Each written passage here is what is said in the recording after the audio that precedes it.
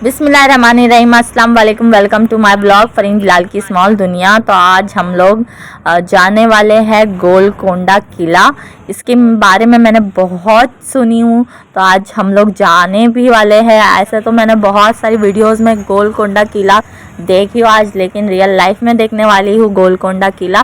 तो मैं, हमज़ा और हुज़ैफ़ा हम लोग रिक्शे में बैठकर जा रहे हैं गोलकोंडा किला की तरफ। और ये रहा हैदराबाद का रोड, और हम लोग ने वहीं से ही, घर से ही ऑटो बुक करा लिए थे।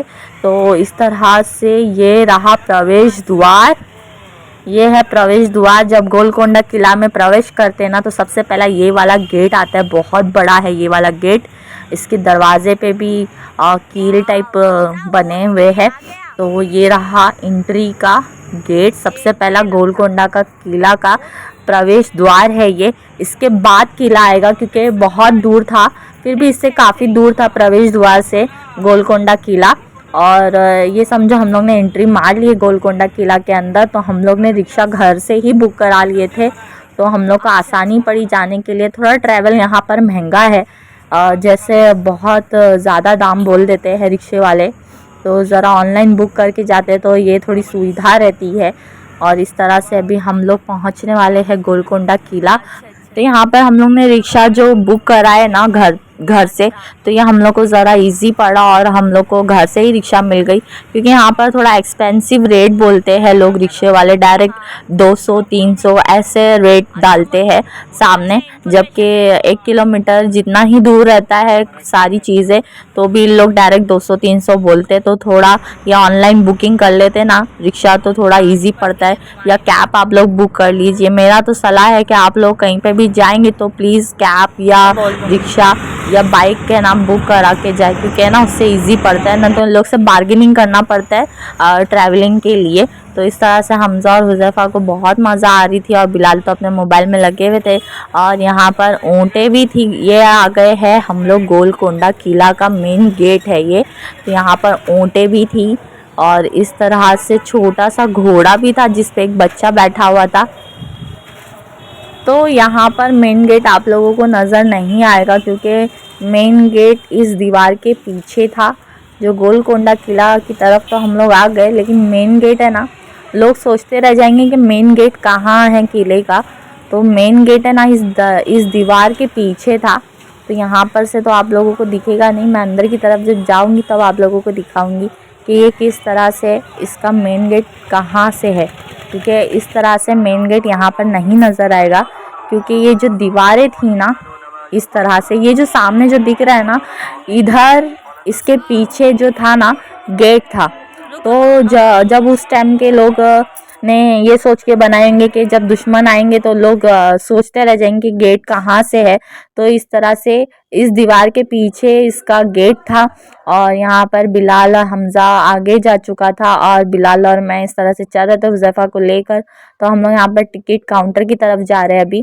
तो इस तरह से अभी हम लोग जाएंगे टिकट काउंटर की तरफ, और ये दीवार के पीछे ही जस्ट है गेट बना हुआ। तो मैं खुद सोचते रह गई कि गेट कहाँ पर है यहाँ पर। तो बाद में मुझे मालूम पड़ा कि इस दीवार के पीछे ही जस्ट गेट है। तो ये दीवार बहुत चौड़ी और बहुत बड़ी बनाई हुई थी, जिससे गेट एकदम सेफ रहता है। क्योंकि अगर गेट अगर खुला रहता, मतलब ये दीवार अगर नहीं रहती और गेट खाली रहता, तो हाथी आराम से अपनी ताकत पीछे की तरफ जाकर और फिर आगे की तरफ अगर उन लोग दरवाजे पे हिट करते तो दरवाज़ा टूट जाता। लेकिन उस दीवार को बनाने की वजह ही यही थी कि हाथी अगर आएगा भी पास भाग के, तो उसको पीछे जाने के लिए पूरी ताकत जोड़ के फिर वो दरवाजे के पास मारेगा ना सर। लेकिन यहाँ से वो अपनी ताकत नहीं जोड़ पाएगा। यहाँ से है किले का गेट, गोलकोंडा किले का गेट यहाँ से अंदर की तरफ है। तो अभी हम लोग अंदर की तरफ जा रहे हैं। और यहाँ की टिकट है ना, मेरे ख्याल से 25 से 50 100 रुपया होगी शायद से, क्योंकि मैंने टिकट का इतना ध्यान नहीं दी। और सेल्फ स्टिक लेके जाना मना था, खाली मोबाइल से ही आप लोग सारी चीज़ें शूट कर सकते थे। तो इस तरह से मैंने सारी चीज़ें ना जो मोबाइल से शूट करी हूँ। ये कोई कैमरा वैमरा यूज़ नहीं करी हूँ मैंने इसमें, खाली मोबाइल के कैमरे से इसको मैंने शूट करी हूँ इन सब चीज़ों को। तो यहाँ से सारी पब्लिक के जो भी रहती है ना, यहाँ से ये गेट है पहले यहाँ से एक रास्ता है, छोटी सी गली है और फिर अंदर की तरफ एक गेट बना हुआ है जहाँ से किले के अंदर प्रवेश कर सकते हैं। तो ये रहा अंदर का नज़ारा कुछ इस तरह से। तो ये रहा मेन गेट के सामने ये जो सेफ्टी वॉल बनाई गई है ना गेट को सेफ रखने के लिए, तो ये कुछ इस तरह से बनाई गई है।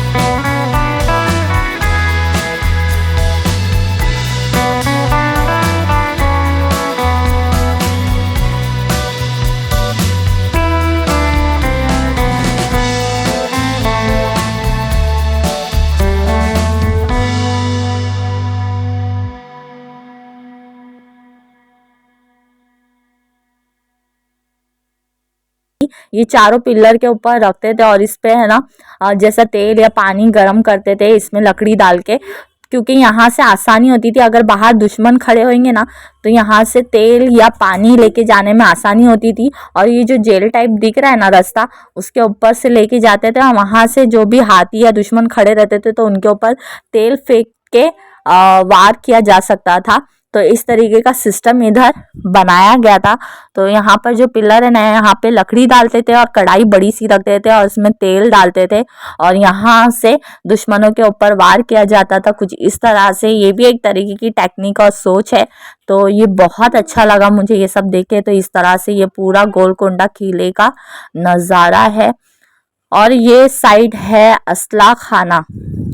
असला खाना है इसलिए इसको बोलते हैं असला खाना क्योंकि यहाँ पे हथियारे बनाए जाते थे और यहाँ से हथियारों को लेके कहीं से शूट किया जाता था। जब से वहाँ पे खड़ा था और ये रहा हुज़ैफा, चॉकलेट भी खा रहा।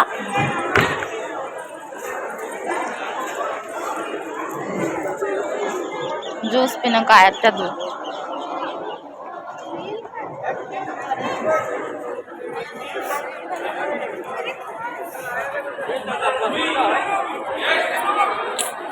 तो यहाँ पर हुज़ैफा मेरे को सता रहा था। और इस तरह से जो दरवाजे बने हुए हैं ना यहाँ पर खुले खुले, तो यहाँ पर सिपाहियों को खड़ा करते थे और इसके जस्ट सामने ही असला खाना था जिधर हथियारों को बनाया जाता था। तो ये पूरा असला खाना इसको इसलिए बोलते हैं क्योंकि इसी के अंदर है ना असला तैयार किया जाते था। और ये कुछ इस तरह से नज़र आता है। तो इसकी सारी इंफॉर्मेशन है ना इधर दी गई हुई है। तो ये देखिए असला खाना, इसकी सारी इंफॉर्मेशन यहाँ पर दी गई है। और अभी हम लोग जाएंगे ऊपर की तरफ। तो ऊपर की तरफ जाने के बाद मैं आप लोगों को और भी सारी डिटेल्स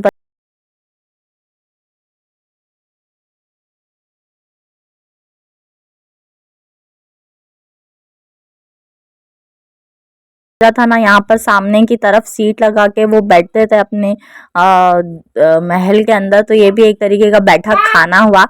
तो यहाँ पर है ना बैठक खाना है और जो भी मेहमान आते थे वो इस तरह से फर्स्ट फ्लोर जो दिख रहा है, सेकंड फ्लोर जो दिख रहा है, यहाँ पर उनको ठहरा के रखते थे और जो भी उनसे बातचीत होती थी वो ये गैलरी में बातचीत होती थी।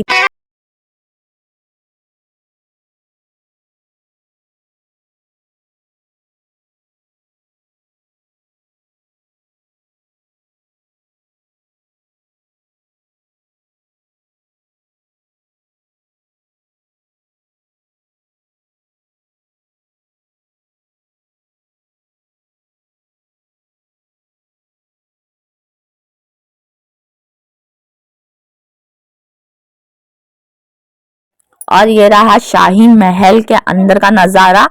तो उस टाइम का ये शाही महल हुआ करता था और इसको बोलते थे रॉयल पैलेस। तो ये इस तरह से रॉयल पैलेस था और यहाँ पर एक तरफ पाइप्स बने हुए थे जो महारानियों को पानी सप्लाई किया जाता था। तो उस टाइम का सिस्टम यहाँ पे इस तरह से मौजूद था। तो ये रहा, यहाँ पर रानियां नहाती थी और इस तरह अभी हम लोग जाएंगे शाही महल के अंदर। तो ये रहा शाही महल के अंदर का नज़ारा और इसके अंदर ही जस्ट दरबार लगता था।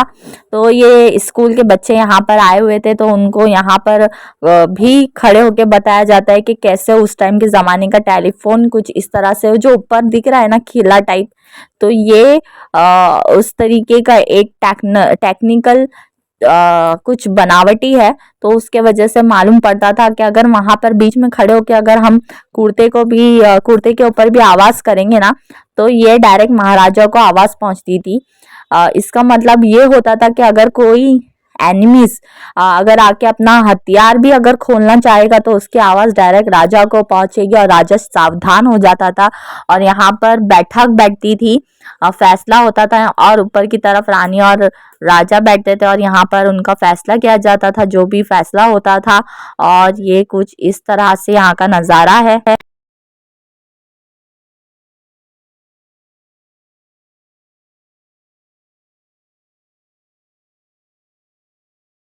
अगर आप लोगों को मेरी वीडियोस पसंद आ रही है तो प्लीज़ लाइक कर देना, अगर बहुत ज़्यादा पसंद आ रही है तो सब्सक्राइब कर देना।